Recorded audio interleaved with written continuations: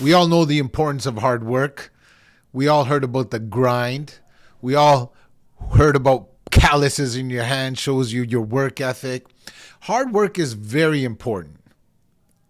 But at a certain level, it gets overrated. And in this video, we're going to cover that. And we're going to go through why hard work is respected, but what got you here will not get you there. Stay tuned and let me explain why.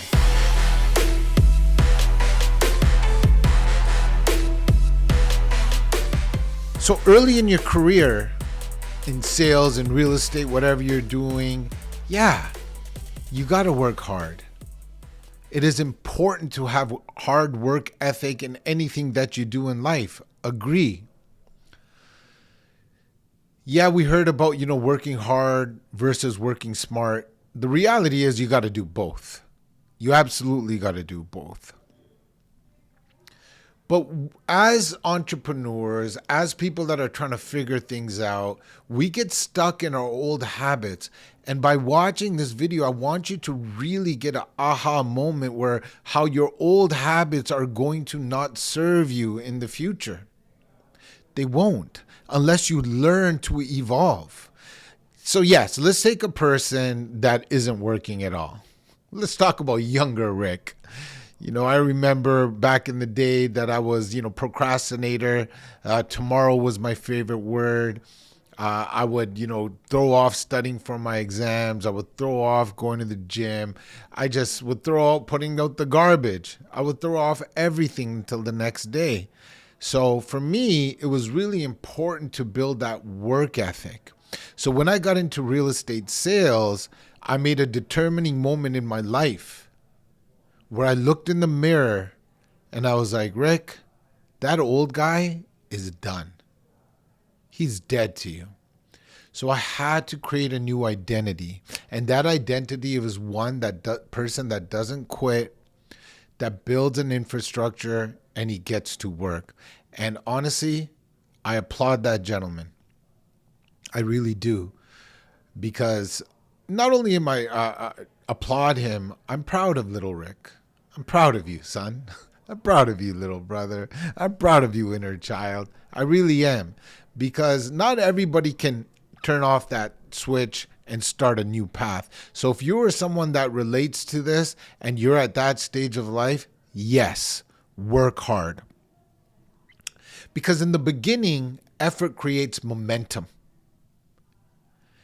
And as you're moving and you're in action, hopefully massive action, momentum is coming. We all heard about that story about pushing a boulder up the hill, and it's really difficult. That's what first a man or woman in action in the beginning, it's like pushing a boulder over a hill. But once you reach the peak of that hill, you start getting momentum, and pushing that boulder downhill becomes really easy. Here's what I want you to focus on, though. For those of you that have the momentum and you have the discipline and you're working hard, that will also be your biggest bottleneck. Yes, you heard that right. I'm telling you, there comes a time in your life where working hard is not the answer anymore.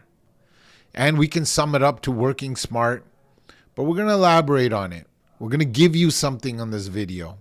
And if you like it so far, let me know. Don't forget to subscribe to the channel so you can get some fire videos just like this one. Why does it become a bottleneck? Simply for this reason. If you're too busy working in your business, working hard in your business, all you really are is an overpaid employee. All you really are is the best salesperson in your business. So now picture yourself being the best salesperson in your business. How far are you really going to go? Let me tell you a story. I got my real estate license back in 2005, which is 20 years ago now. And I came out of the gates hard. I worked hard.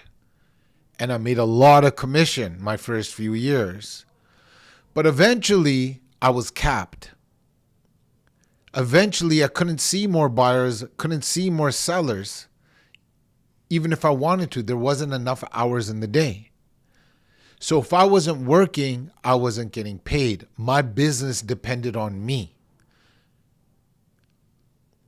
That's a very dangerous place to be. Let's unpack that. That is our younger version, business version, our younger self, let's say, that's starting in business. That is our dream. That is our first dream. To be so busy that we're making so much money. But you have to evolve to the next level. And that level involves scale. If you remember nothing from this video, please remember this next line. You cannot outwork scale. So, if you want to have actual freedom, you have to learn to leverage. You have to learn to leverage people, and you have to learn to leverage tools. And to really prove my point, we could talk about marketing. So you have an individual that is really good at marketing and not really good at sales. There's a saying in our business that the best marketer usually wins.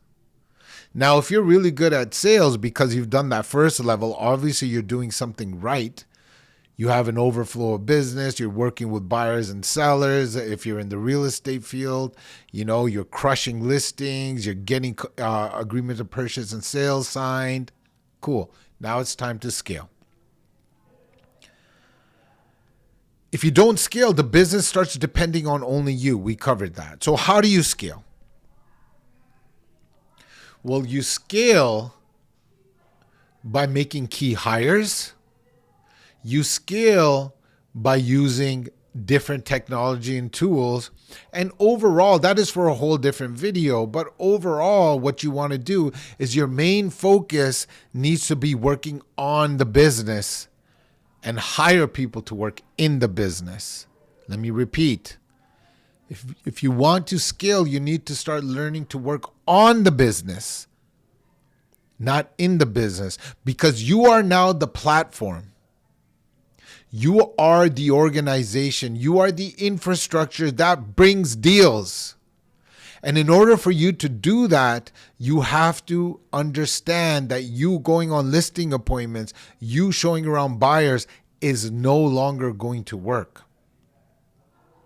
You will never get your ultimate dream, which is financial freedom and time freedom and location freedom. See, most of us are so fixated on the first one, which is financial freedom, we do everything just to get more money. But when you reach, so anybody that's watching this video and you want more money, my advice to you is hurry up and go get it. Go get more money. Because then you're going to come and you're going to say, Rick, now what? See, we're so busy being that procrastinator that doesn't build the tools to get that freedom, financial freedom, right? So if you're in that phase, let's get out of it. Hurry up and get out of it. Watch this channel, get motivated, go. But then when you're making that money, you got to invest back into your business. Because you don't want to be left right there, because you'll just be an individual that has financial freedom, man.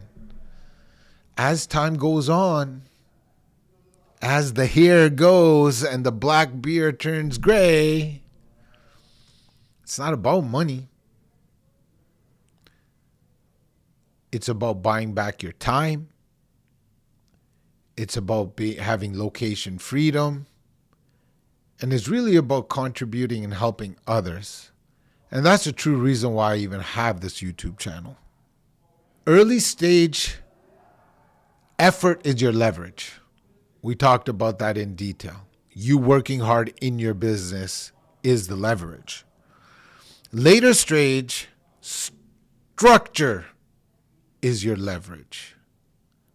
Not you, but the platform. And if you're getting confused, that means you haven't built a platform. Systems in that platform replace your effort Everything is systemized, so your effort needs to be less. Let that sink in. People replace time, and processes replace pressure.